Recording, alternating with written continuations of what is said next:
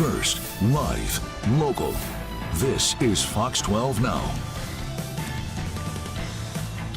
Hello everyone, this is Fox 12 Now. I'm Greg Nibbler. Thanks for joining us. We are live streaming here out of the Fox 12 Oregon newsroom, something we do every week, and it is Monday. We're getting started off here right at 1 o'clock, and we cover a wide range of topics on this show, but this is one that I think any sports fan, or you don't even need to be a sports fan in the Northwest to know about this. The Portland Trail Blazers, the longtime franchise in Portland, is up for sale. This happens every now and then when it comes to major sports franchises, but right now there's a lot of, anytime it happens, there's uncertainty as far as who's going to take it. There's always that, somewhat threat of the team moving. There's always that's in the backdrop, at least as far as nervousness for fans. And this right now that we're going to talk about is a way to buy the team. So this is a campaign that's out there called Buy the Blazers that would be somewhat reminiscent of what the Green Bay Packers are doing, and that so, like ordinary fans, could have a chance at being a partial owner of the Trailblazers. I'm probably not doing a great job of describing that. So the best way to do this is have the founder of this campaign on right now for the Buy the Blazers campaign. And John Toorock, thank you very much, for joining us. I mentioned you off the air, and I'll just say it here on the air. I'm a lifelong Blazers fan. I even used to work for the Blazers for a while. So I'm one of many, many, many people here who have a vested, at least emotional interest in the Portland Trail Blazers being here. And this idea of a campaign for people, for fans to be a part of it is really interesting. So I want to get into that. Before we do so, could you just tell us a little bit about yourself maybe, and how you came about founding this campaign? So much for having me. I appreciate it. And you're not alone on the Blazers fan bandwagon, of course. So I'm John Toorock, founder of buytheblazers.com. I've been in Portland for almost 25 years now, originally from New York. I've been in tech for even longer than I've been in Portland. I originally came up with the idea a few weeks after the announcement that the team was formally for sale. I think one thing that a lot of people know here is Portland, Oregon is really about community, and we reflect it a lot. And I looked online, saw that nobody was thinking or talking about, that I could find, owning the team as a community-oriented asset, if you will. I basically put the website up quickly, press the button, and follow my nose, and we're going. So it's been a bit of a whirlwind over the last 6-7 weeks or so since we launched it. And I really think it can be a great thing for all involved. So how would community ownership of a major sports franchise actually work? So we would do this through crowdfunding. So that's number one. So anybody can be an investor, small, medium, large, any size, be it an individual, company, organization, what have you. The team is valued around $3.5 billion. I'm thinking it'll sell for $4 billion. Lakers were valued at $7 billion. They sold for about 10, and that was only a few months back. So you can see where franchises in the NBA are going. We're realistic. Raising $4 billion on crowdfunding is, not what is probably going to happen, but bringing in some other investors as well once we show that crowdfunding is going well. We look to be a part of this. We want to give the community a seat at the table, if you will, for a voice, for ownership, and more.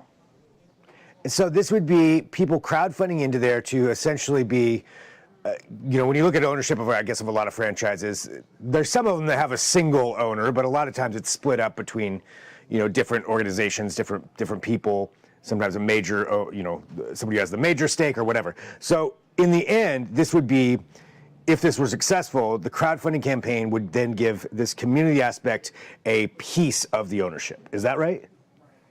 Correct. Would it be all? We'll see. I don't want to get too far out over our skis on that one. But yes, a piece. And we're talking about a return on investment in a traditional sense as any investor of any size. We want people to earn annually from, let's say, dividends is one way to potentially do it. But also, we want half the money from this to come back to charities and those in need. This is really important. It's not just community ownership. It is funding for the community benefit. Literally, we can give millions, maybe even tens of millions annually back to the community to help people. I'm talking either forming or working with a business incubator and exponentially growing this money to give it back to people and help the region. One thing I wanted to bring up to you, because I mentioned at the beginning the Green Bay Packers model, which I don't want to go too far to the weeds for people who don't know, but I do want to give an understanding of that, because that is an NFL franchise that famously has that, somewhat of a community ownership aspect in it. Can you tell us, just generally speaking, compared to that, how this would look? Thank you, Green Bay Packers. They've been public for over 100 years now. And, check their record. Not too shabby over there with number of Super Bowls and things like that.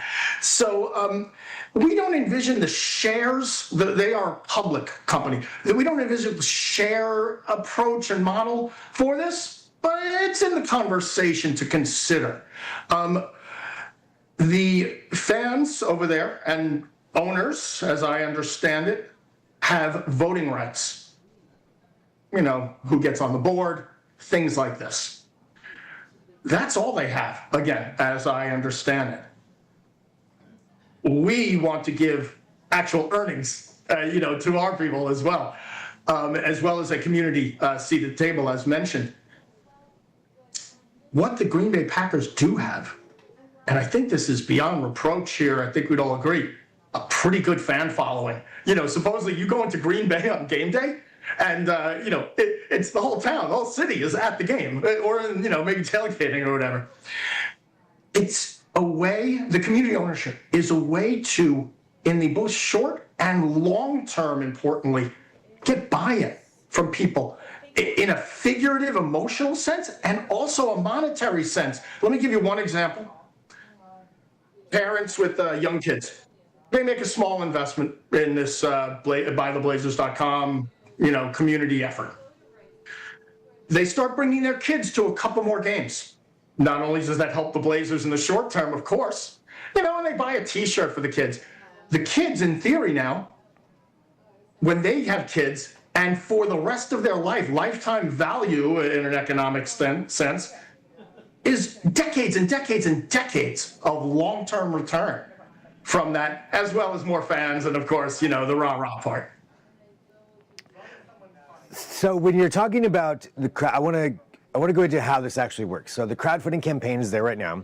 So say, for an example, I invest $20 into the crowdfunding campaign towards ownership of the Blazers. Now, if this is successful through this Buy the Blazers website, would that mean that I have a $20 share, whatever, 0.0001, whatever that is, percent ownership of the Blazers? Should this be successful?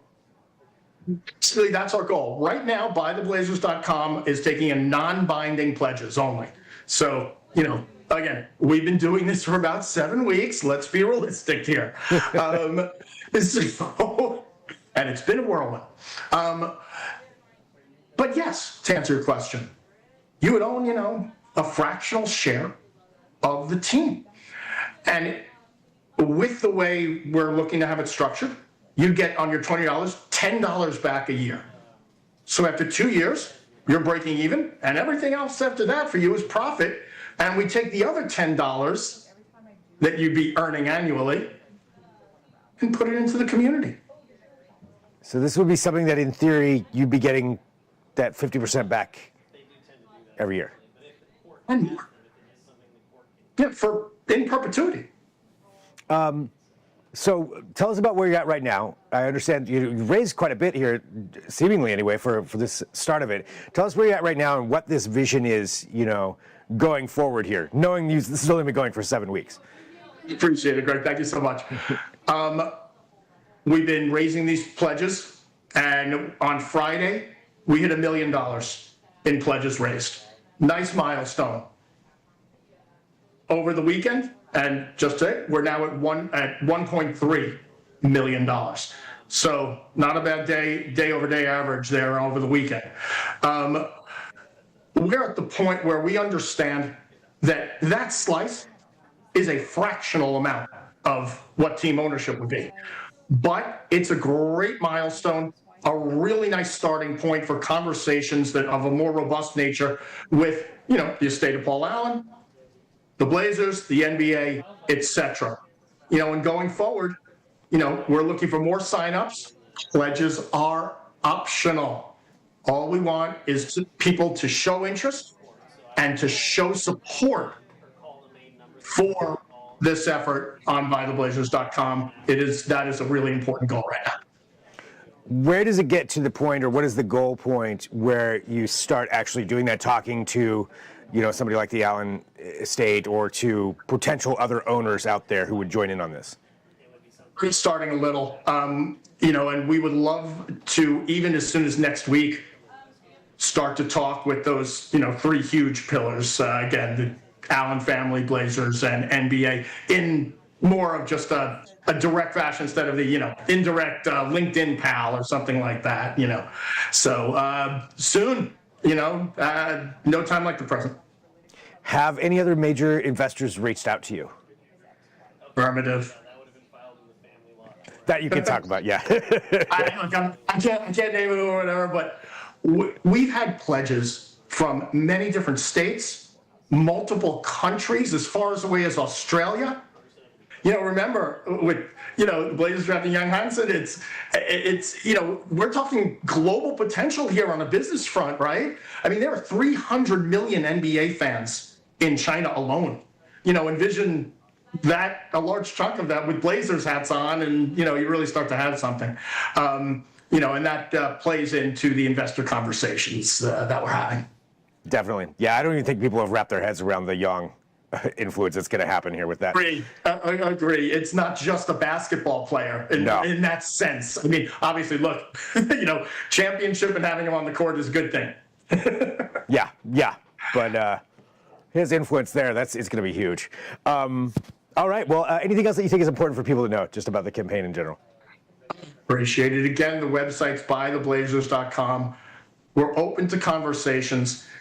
And really, the whole crux of this is putting people ahead of ourselves.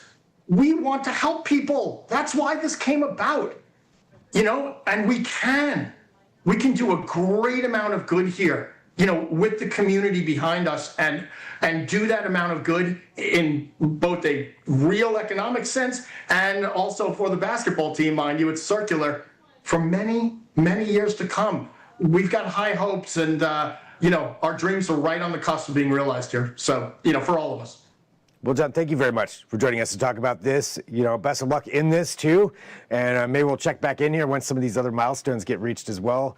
That you're looking for, and yeah, hey, we've all got the same goal here. We want the Blazers here and successful and part of the community.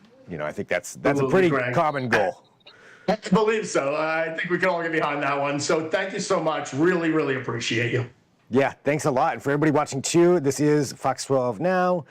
We are live streaming here at the Fox 12 Oregon newsroom, and we've got more coming up. We're going to take a break.